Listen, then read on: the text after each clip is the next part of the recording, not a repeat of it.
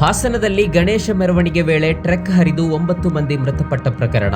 CM Siddaramaiah ಸಂತಾಪ, ಮೃತರ ಕುಟುಂಬಕ್ಕೆ ತಲಾ 5 ಲಕ್ಷ ರೂಪಾಯಿ ಪರಿಹಾರ ಘೋಷಣೆ. ಗಣೇಶ ಮೂರ್ತಿ ಮೆರವಣಿಗೆ ವೇಳೆ ಟ್ರಕ್ ಹರಿದು 9 ಮಂದಿ ಸಾವನ್ನಪ್ಪಿರುವ ಮಹಾ ದುರಂತ ಹಾಸನದಲ್ಲಿ ಶುಕ್ರವಾರ ರಾತ್ರಿ ನಡೆದಿದೆ. ಅಪಘಾತದಲ್ಲಿ 20ಕ್ಕೂ ಹೆಚ್ಚು ಮಂದಿ ಗಾಯಗೊಂಡಿದ್ದಾರೆ. ತೀವ್ರವಾಗಿ ಗಾಯಗೊಂಡು ಆಸ್ಪತ್ರೆಗೆ ದಾಖಲಾಗಿದ್ದ ಪ್ರವೀಣ್ ಕುಮಾರ್ ಎಂಬವರು ಚಿಕಿತ್ಸೆ ಫಲಕಾರಿಯಾಗದೆ ಸೆಪ್ಟೆಂಬರ್ 13ರ ಬೆಳಗ್ಗೆ ನಿಧನರಾಗಿದ್ದಾರೆ.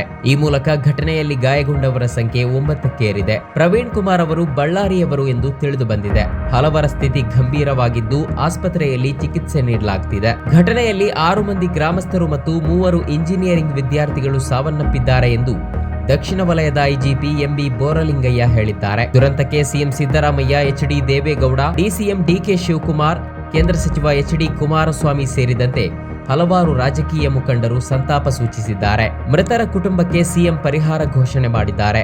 ಘಟನೆ ಕುರಿತು ಸಿಎಂ ಸಿದ್ದರಾಮಯ್ಯ ಎಕ್ಸ್ನಲ್ಲಿ ಸಂತಾಪ ಸೂಚಿಸಿದ್ದಾರೆ.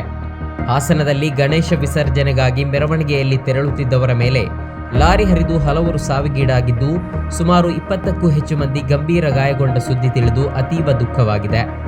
ಮೃತರ ಆತ್ಮಕ್ಕೆ ಶಾಂತಿ ಸಿಗಲಿ, ಗಾಯಾಳುಗಳು ಆದಷ್ಟು ಶೀಘ್ರ ಗುಣಮುಖರಾಗಲಿ ಎಂದು ಪ್ರಾರ್ಥಿಸುತ್ತೇನೆ ಎಂದು ಹೇಳಿದ್ದಾರೆ.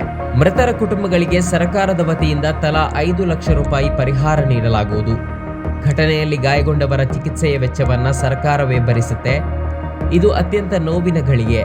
ಅಪಘಾತ ಸಂತ್ರಸ್ತ ಕುಟುಂಬಗಳ ಜೊತೆ ನಾವೆಲ್ಲರೂ ನಿಲ್ಲೋಣ ಎಂದು ಸಿಎಂ ಮನವಿ ಮಾಡಿದ್ದಾರೆ. ಕೇಂದ್ರ ಸಚಿವ ಎಚ್ಡಿ ಕುಮಾರಸ್ವಾಮಿ ಸಂತಾಪ ಸೂಚಿಸಿದ್ದು, ಹಾಸನ ತಾಲೂಕಿನ ಮೊಸಳೆ ಹೊಸಳ್ಳಿಯಲ್ಲಿ ಗಣಪತಿ ವಿಸರ್ಜನಾ ಮೆರವಣಿಗೆ ವೇಳೆ ಭೀಕರ ಅಪಘಾತ ಸಂಭವಿಸಿ ಹಲವರು ಜೀವ ಕಳೆದುಕೊಂಡು 20ಕ್ಕೂ ಹೆಚ್ಚು ಜನ ಗಂಭೀರವಾಗಿ ಗಾಯಗೊಂಡಿರುವ ಸುದ್ದಿ ಕೇಳಿ ತೀವ್ರ ಆಘಾತವಾಗಿದೆ. ಗಣಪತಿ ಮೆರವಣಿಗೆ ಹೋಗುತ್ತಿದ್ದವರ ಮೇಲೆ ಟ್ರಕ್ ಹರಿದು ಭಕ್ತರ ಸಾವುಂಟಾಗಿರುವುದು ನನಗೆ ಅತ್ಯಂತ ದುಃಖ ಉಂಟು ಮಾಡಿದೆ ಎಂದು ಕುಮಾರಸ್ವಾಮಿ ಪೋಸ್ಟ್ ಮಾಡಿದ್ದಾರೆ.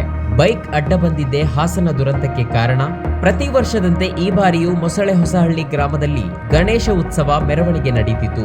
ಶುಕ್ರವಾರ ಸಂಜೆ 7 ಗಂಟೆ ವೇಳೆಗೆ ಆರ್ಕೆಸ್ಟ್ರಾ ಹಾಗೂ ಲೈಟಿಂಗ್ಸ್, ಡಿಜೆ ಸೌಂಡ್ ಜೊತೆ ಯುವಕರ ಸಂಭ್ರಮಾಚರಣೆ ಮುಗಿಲು ಮುಟ್ಟಿತ್ತು. ಈ ವೇಳೆ ಹಾಸನ ಮೈಸೂರು ಹೆದ್ದಾರಿಯಲ್ಲಿ ಹಾಸನದಿಂದ ಹೊಳೆನರಸೀಪುರ ಕಡೆಗೆ ಟ್ರಕ್ ಒಂದು ವೇಗವಾಗಿ ನುಗ್ಗಿದೆ. ಅದೇ ಸಮಯದಲ್ಲಿ ಏಕಾಏಕಿ ರಸ್ತೆಗೆ ಅಡ್ಡ ಬಂದ ಬೈಕ್ ಸವಾರನನ್ನ ತಪ್ಪಿಸಲು ಹೋಗಿ ಚಾಲಕನ ನಿಯಂತ್ರಣ ಕಳೆದುಕೊಂಡು ಮೆರವಣಿಗೆಯಲ್ಲಿದ್ದ ಜನರ ಮೇಲೆ ಟ್ರಕ್ ನುಗ್ಗಿದೆ. ಜನ ಕಿಕ್ಕಿರಿದು ಸೇರಿದ್ದ ಗಣೇಶ ಮೆರವಣಿಗೆಯಲ್ಲಿ ಕಂಟೈನರ್ ಟ್ರಕ್ ಏಕಾಏಕಿ ನುಗ್ಗಿದ್ದರಿಂದ ಜನರು ಹೈರಾಣಾಗಿದ್ದಾರೆ. ಟ್ರಕ್ನಡಿ ಸಿಲುಕಿ 9 ಮಂದಿ ಸಾವನ್ನಪ್ಪಿದ್ದಾರೆ.